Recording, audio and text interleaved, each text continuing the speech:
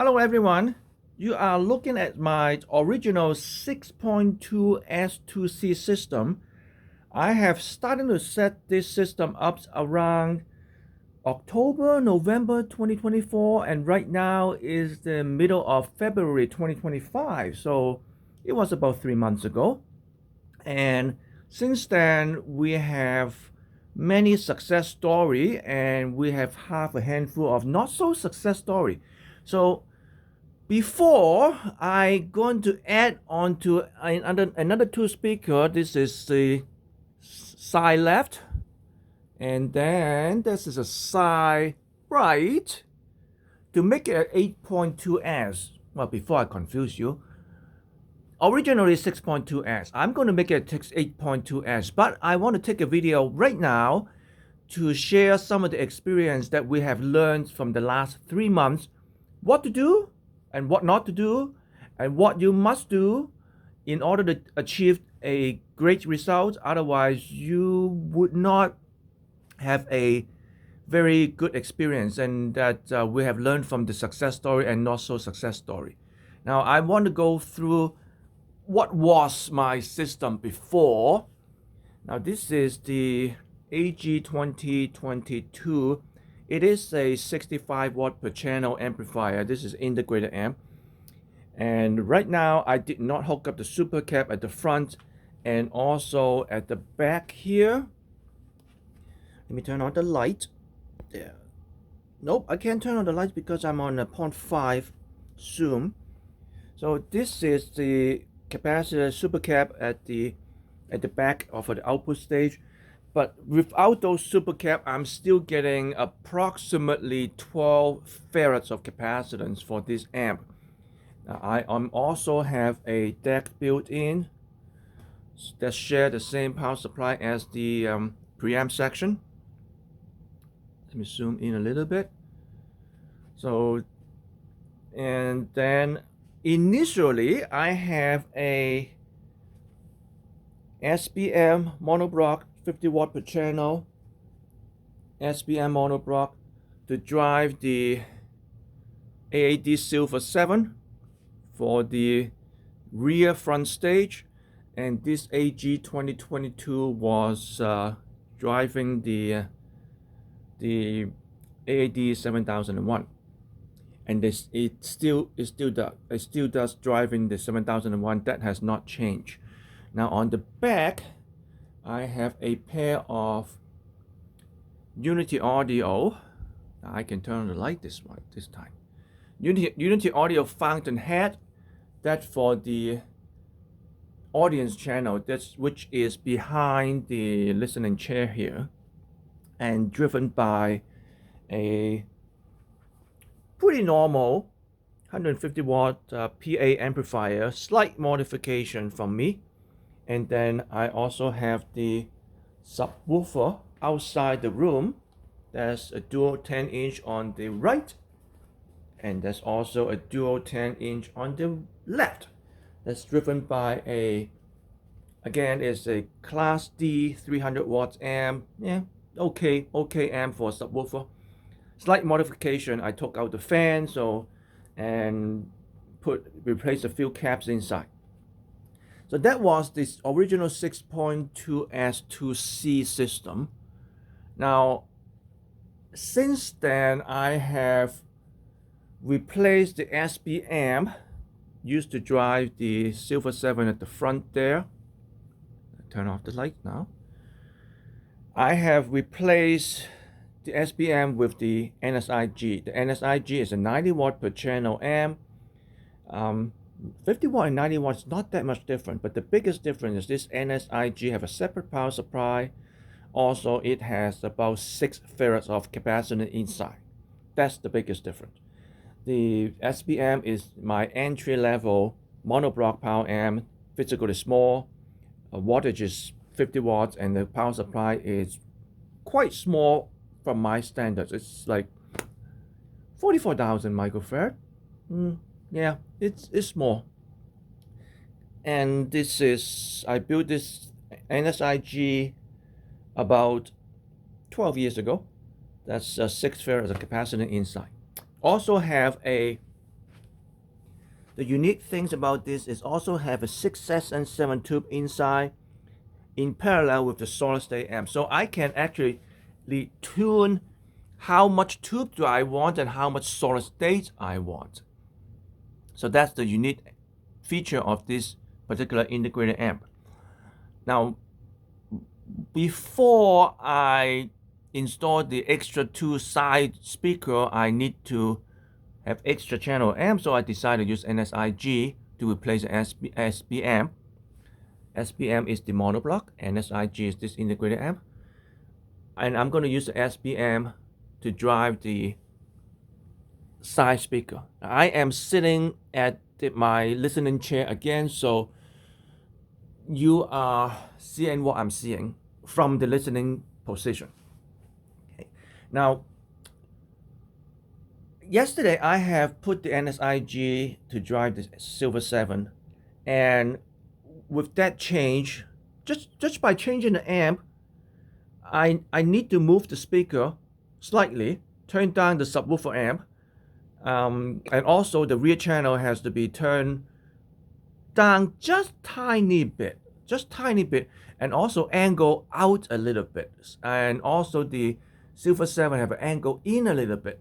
Now, in changing the amp, that you might have thought it would be just affected by the tonal balance of the sound, but no, not necessary. Yes, tonal balance affected by the change of electronics, but that also the sound stage has changed too. So I have spent some time to adjust it yesterday to almost where I want, and knowing tonight I am going to install a side speaker, so I didn't bother to do a really fine adjustment. I know that as soon as I put in a side speaker in there, things has changed. Now, what we have learned from the last 3 months is if you want to try this 6.2S system and you started out with 2 speakers. Now, remember, these are not discrete multi-channel. These are stereo, 2 channel, 1 and 2, left and right.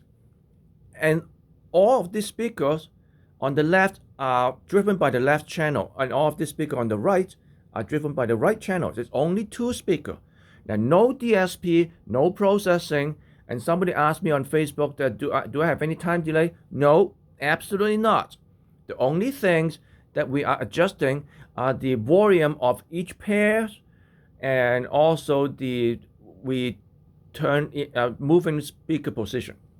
What we have learned from the last 3 months: first, your room has to be lengthwise, probably 25% at least more than your width. If you have a width longer than the depth, it won't work, because your audience speaker, I call it audience speakers, are the one that behind you. It has to be at least 2 to 3 feet behind you. 1 or 2 feet may not work so well. Now, in my experience, for so many systems that we have, at least 2 feet, 2.5 feet behind you.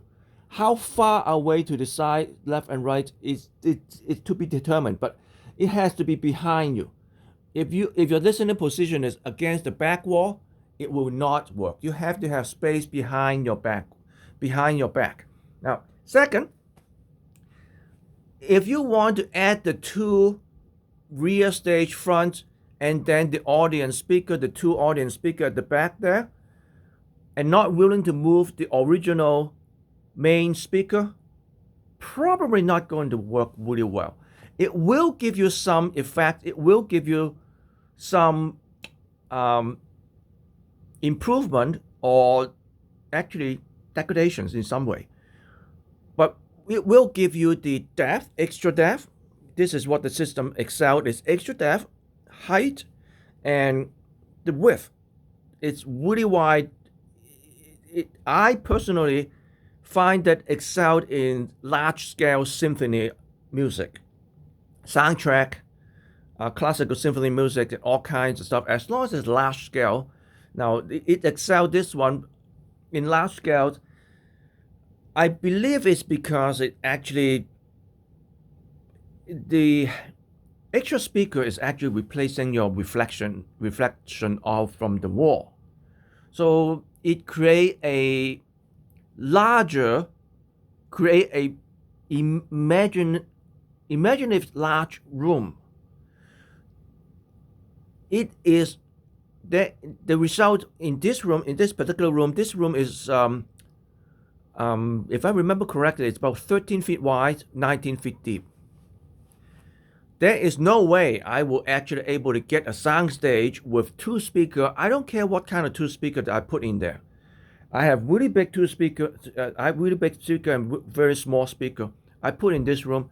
There is no way any speaker with just two can create a sound stage I get from this 6 speaker. So that is the advantage, and also the other advantage that you will get with multiple speakers, you are actually immersed into the music. The music not necessarily come to you now. A lot of high-end system, even high-end, very expensive, very large system. To me, they're in your face. They're not relaxed. They are in some way when you turn it louder, it start to compress, it start to distort.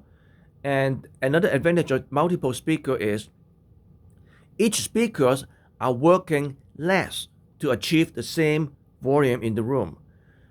It just much more effortless. I can actually say effortless.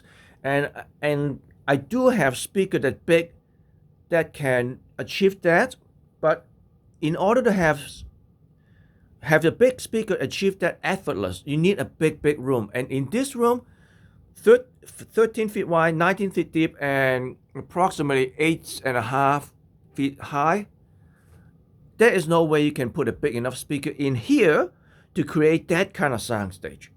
So that's the advantage of using multiple speaker. But again, when you convert two speaker into multiple speaker, first of all, you gotta willing to do experiments. It's what works for me doesn't necessarily work for you. You gotta willing to move your speaker a bit. And what I find in the multiple setup, the main speakers are much farther go towards the sidewall than normal setup, because when my normal setup, these two main speaker, they are within this carpet width, but now they're outside the carpet width. But if I move it back in, if I move it back in, it is going to interference with the rear stage front speaker, and it will not get the most desired result. So those are the few things that you must consider if you're going to try this setup. You have to be willing to move your speaker. If you cannot move your speaker, if you don't have enough room, then no, and it's not worth it. I was initially asking everybody to set up, but there are limitations. If you don't have enough room or not willing to move your original two speaker, it just won't work. It won't work. So you have to really experiment, and I am going to add the side speaker. In fact, I actually hook it up and listen to music for a few minutes before I start taking this video. And I can tell you with the extra two side speaker, I'm going to put the camera right in front of my face so you can see the side speaker.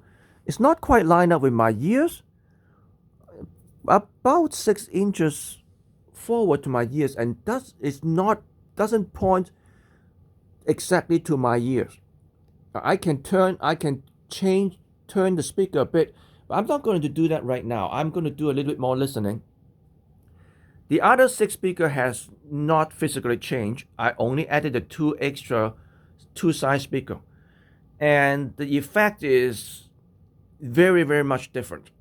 So I will have to spend some time to balance the setup again. Now, am I going to say that it's better difference or worse difference? At this point, I don't know. It's actually difference. I am more into the music. With the 6 speaker setup, I am standing at the podium in front of the orchestra. Or I am sitting in front of a piano, about 6 feet away from the piano, instead of being an audience in a piano trio. But right now, I'm sitting closer to the music. Do I want that? Maybe. I don't know. So I'm going to find out. So there are some music that actually you want to be inside the music. There are some music that you want to be outside the music, so the music's in front of you. But one way or the other, at this point, one way or the other, the music's always in front of you. They're not behind you. If you actually hear things from the rear channel when it's working, it's not right. You should not hear the rear channel. Now, there's also a third thing that I believe that George Taylor of Entracte Audio have pointed out. The what I call the rear channel, or a lot of people call rear channel, I actually call them audience channel, the one behind you. It has to be a physically bigger speaker to create this spacious feel. You want to avoid to use stand mount speaker because it doesn't have the big enough. Now, we're not talking about bass. We're not talking about bass there, but we talk about the bodies of the speaker. That's actually seems like the bigger the body, the radiate, the more space. So that's another consideration. And use a full range speaker for your audience speaker, not a stand mount, because there were a few analog setup back in the 70s and early 80s that claiming that using a stand mount small speaker for the rear channel is okay because they are for the space, they are not for the real music. But in this case, no. But anyway, I am going to cut this video short. One way or the other, in the very worst case, when I start this setup, this multi-speaker setup, I want to use up my speaker collection, which I have about 70 pairs of speaker, and I want to find a way to use them.